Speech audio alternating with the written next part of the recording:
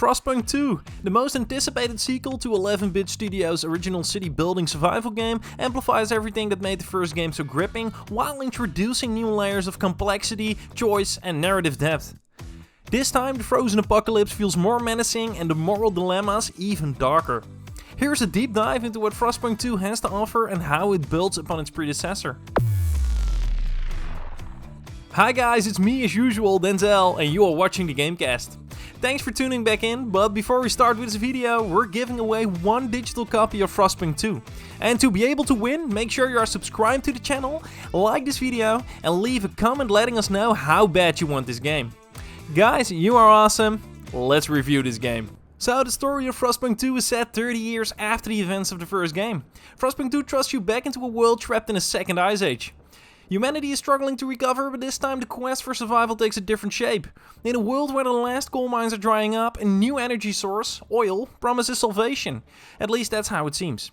As the leader of a new city, your task is to guide your people through increasingly desperate conditions. However, the shift from coal to oil introduces not only technical challenges, but also profound ethical and political dilemmas. So, the narrative is driven by the clash between factions, each with its own ideology about how society should be rebuilt. Some want to cling to a more traditional way, while others seek a more radical authoritarian method. The balance between maintaining order and preserving humanity feels more fragile than ever. Though Frostpunk 2's world building creates an immersive, morally grey environment, it does constantly keep you questioning whether you're making the right choices or not, even though I was never making the right choices. The game is really hard, guys. So at its core, Frostpunk 2 maintains the survival city building formula, but adds fresh gameplay mechanics that keep the experience challenging and dynamic. The resource management system now includes oil extraction as well, which is central to the story, but using it comes at significant cost, both in terms of resources and social unrest it creates. So you're not just managing survival, you're actually managing progression. And every choice has a ripple effect on your population. So this game goes really deep, guys, and it took a while for me to get it. The dynamic between keeping people warm, fed and satisfied while balancing new economic and energy policies creates a dense web of strategies. Frostpunk 2 also expands on the social laws and decision-making system. The introduction of factions means that the consequences of your decisions are not only felt in how resources are distributed, but also in how groups react. One wrong move could incite protests or even lead to open rebellion, which adds a thrilling political dimension to the game, but it also makes it a lot more difficult.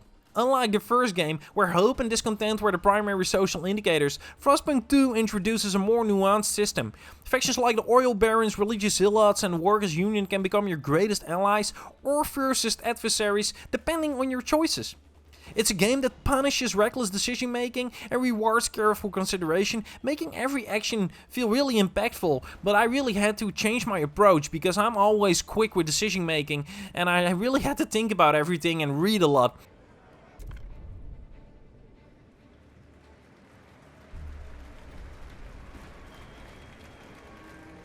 The votes are in. The measure. Visually, Frostpunk 2 is stunning. The game builds upon the bleak frozen aesthetic of its predecessor, but does so with more refined detail and expansive environments. The city building aspect feels more rewarding because the game captures a sense of growth amidst desolation. Seeing your oil rigs dot the frozen landscape as massive storms approach creates a palpable tension.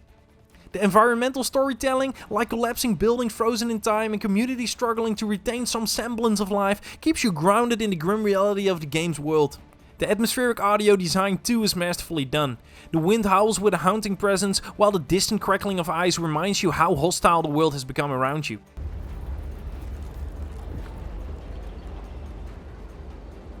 The voice acting and dialogue delivery, especially during critical moments of decision making, are intense and bring the weight of your leadership into sharp focus.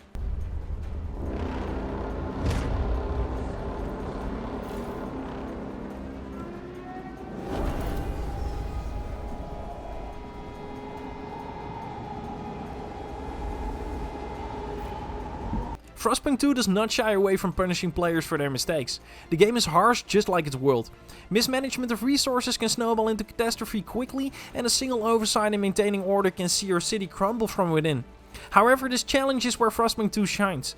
Every success really feels earned, and every failure, of course, is a lesson that forces you to reevaluate your approach. If you're the kind of player who enjoys the grind of survival and the constant pressure of difficult choices, this game definitely delivers. The developers have introduced more difficulty options for players who want to tailor their experience. Whether you want an immersive narrative experience or a brutal survival challenge, Frostpunk 2 offers both actually. However, be prepared, even on lower difficulty settings, the game's themes of scarcity, desperation and moral compromise don't lose their edge. The game is pretty difficult, I gotta be honest. Perhaps one of the most interesting additions is how faction politics affect gameplay. Aligning with one faction can bring benefits, such as better resource management or stronger workforce morale, but it may alienate other factions or cause unrest. Navigating this tension between competing interests creates a more intricate leadership experience. In Frostpunk 2, you're not just managing a city, you're managing its soul, and there's a whole democracy in the game, which makes it amazing actually. I've never seen anything like it in a game. Moreover, the game's exploration mechanic has been expanded. Sending out scouts to the frozen wastelands to find new resources or survivors introduces a layer of unpredictability and discovery. Sometimes these expeditions yield vital supplies, but other times they bring back new threats or introduce troubling information about the world beyond your city's borders. As for my final verdict, Frostpunk 2 is a worthy successor to the original, deepening the city building mechanics while expanding the narrative scope and the ethical dilemmas that made the first game stand out. The addition of faction politics, more intricate resource management and an evolving storyline makes this game not only challenging but also emotionally engaging. It compels you to reflect on leadership, survival and the cost of progress in a frozen world where the line between right and wrong has long since disappeared. If you're a fan of the original Frostpunk or enjoyed survival strategy with a heavy narrative focus, Frostpunk 2 will keep you on the edge of your seat from start to finish. Its bleak atmosphere and unforgiving world are balanced by the sheer satisfaction of seeing your city survive, evolve and perhaps even thrive. At least for a while.